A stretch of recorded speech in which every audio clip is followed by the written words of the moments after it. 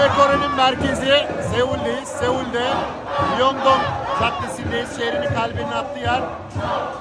En son seçimi kazanan Cumhurbaşkanları şu an hapse atıldı ve mahkemesi devam ediyor.